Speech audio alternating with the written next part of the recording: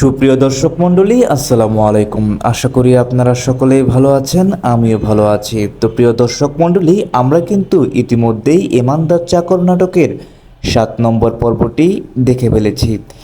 এখনও পর্যন্ত যারা যারা ইমানদার চাকর নাটকের 7 নম্বর পর্বটি দেখেননি, তারা অতি শীঘ্রই ঈগল টিমের ইউটিউব চ্যানেলে গিয়ে নাটকটি দেখে আসতে পারেন। হ্যাঁ, সুপ্রিয় দর্শক মণ্ডলী, বর্তমানে কিন্তু সারা বাংলায় ইমানদার চাকর নাটকটি খুব জনপ্রিয়তা অর্জন করে ফেলেছে।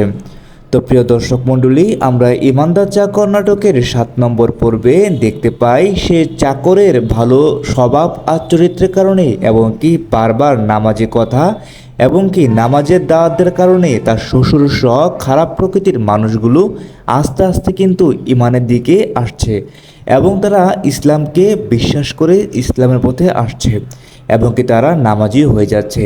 তো প্রিয় দর্শক মণ্ডলী, এ ছিল ইমানদার চাকর নাটকের 7 নম্বর পর্বের বিশেষ মুহূর্ত। তো প্রিয় দর্শক মণ্ডলী, তাহলে এখন আপনাদের মনে প্রশ্ন জাগছে, তাহলে ইমানদার চাকর নাটকের 8 নম্বর পর্বটি আমরা কবে দেখতে পারবো?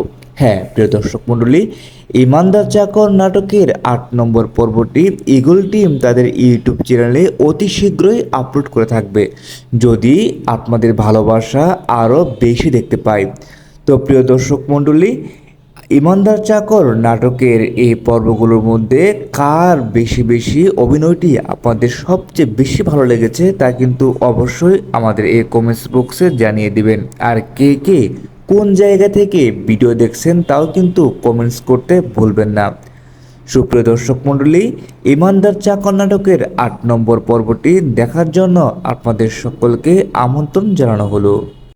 অবশ্যই 8 নম্বর পর্বটি দেখবেন।